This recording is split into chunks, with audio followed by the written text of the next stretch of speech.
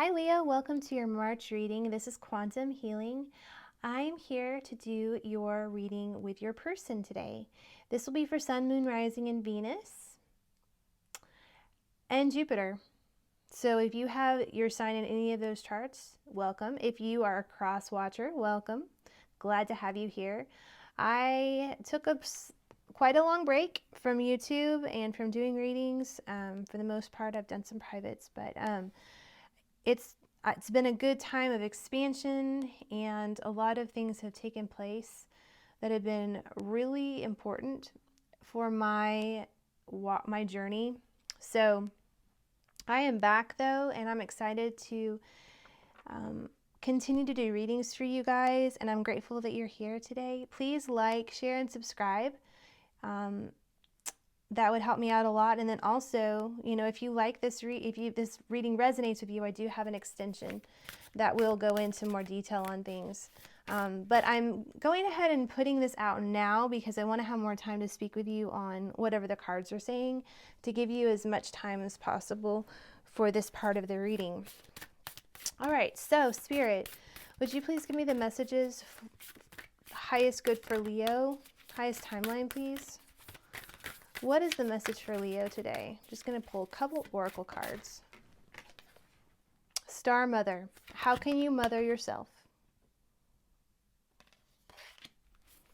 Can I get one more for Leo, please? I do have to say, Leo, when I was doing your pre-shuffle, you had some amazing cards coming out. You had, let me think about it for a minute. You had the King of Cups with a Sun card, and Leo is your energy anyways. I just feel a deep happiness in love for you, coming in for you, and especially as you show love to you as a person, maybe even mothering yourself a little bit, nurturing yourself, doing things for yourself that you would do for, say, if you had a child. The unconditional love, Whoops. Starseed, what lights you up? I love that. Starseeds are here for very important reasons. All right, let me get a couple more from the Moonology. Spirit, please, may I have a message for Leo? Ooh, you like this one. A fiery climax approaches. Got some passion going on here.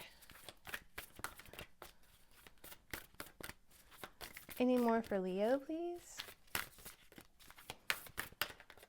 Oh, that one's not coming back in. A personal issue reaches reaches resolution, but I wanted to say full resolution. So, I don't believe in slips here when we're doing anything on this channel that's for a reason. So, if something has been only resolved partly in your life, if there is something going on, I'm kind of getting like the sense there may be like something legal going on, perhaps. It could be in a relationship. It could be in a connection. It really could be anything. It could be a business situation. If you have been working towards a full resolution, to me, that card, Spirit is saying that that's the case for some of you. Now, please know that this is a general reading and it won't necessarily apply completely to you. I'm tapping into a Leo collective. So, if it resonates for you, take it. If it doesn't, then please leave it. But usually my intention is that any Leo watching this, or even a cross watcher, that you'll take something away from the reading today. So let's look at your mental space, space between the two of you, and your person's mental space. Ooh la la. Okay, so this Nine of Wands to me, it feels like a holding space. I feel like you're mentally holding space for your person. And your person, who is a past life connection, I might add, you might both be starseeds. Your person whom you've either, been in a connection before in this life or in a past life, there's a lot of movement with this person. Now, this is the Chariot. This is a Cancer energy. It almost feels like a rushing in. I mean, look how fast this Chariot is rushing in. Kicking up a lot of dust. There's been a realization in the mental space for the two of you that you are each other's abundance, you are each other's wealth, that being together, there's nothing quite like it. You're holding space for your person to come towards you. That's how I'm feeling. In the past, you might have done the movement forward, but you've pulled back now because I feel like that might have wounded you. There might have been some rejection in the past with this person. They might have been dealing with things and not been able to accept your offer in the past. But I feel like at this point, they're like rushing in to accept that offer and hoping it's still available. All right, let's look at the heart space. What's going on in the heart space? So you are in hermit mode. This is also a Virgo card. See how you're looking? There's a little light here. And I feel like that light, that lamp, is that connection the two of you share. So this can represent, the inner child. And we talked about that earlier. There's a need to mother the inner child. But, if this is just two people that we're talking about here, there's like a spark between the two of you. And I feel like that's what you've been contemplating about in your hermit mode. And I feel like you've also been doing a lot of inner healing. Like, what is it that I truly desire? What is it that I truly want? And you've really come to the edge of yourself. See how this hermit is on the very edge? You come to the brink is what I'm hearing.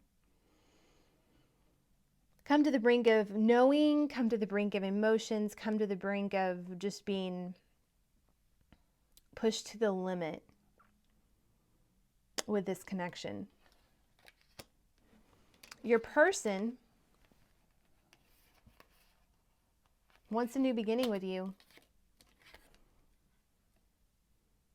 This is like them playing a haunting melody, hoping that you catch wind of it and feel their desire for you.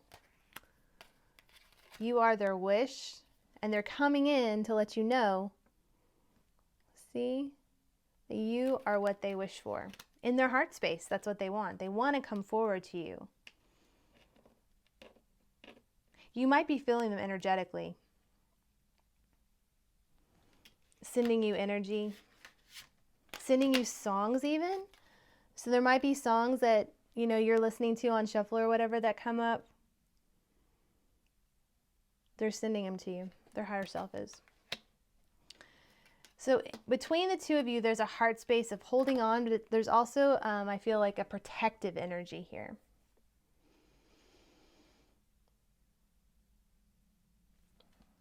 But both of you do desire to hold on to each other. Yeah, that's what I'm getting from that. Okay, let's check the action space. What happens next? Well, your person has the Queen of Pentacles here. This can represent a spouse. You have the Two of Wands. You have a decision to make. And the mutual energy between the two of you is the Knight of Wands. Let's clarify some of that. Overall energy, we have the Five of Swords. I do not like that energy. And the Five of Pentacles. So 5 represents change. There's change in your monetary. There's change in the physical realm. There's change in the mental thoughts. The Five of Swords can be abandonment wounds is what I'm feeling. So, your person may have triggered abandonment wounds in you. You may have triggered those in him or her. And, it can be, it's not necessarily done intentionally, but that's part of what happens with the healing that takes place when you're in connection with someone.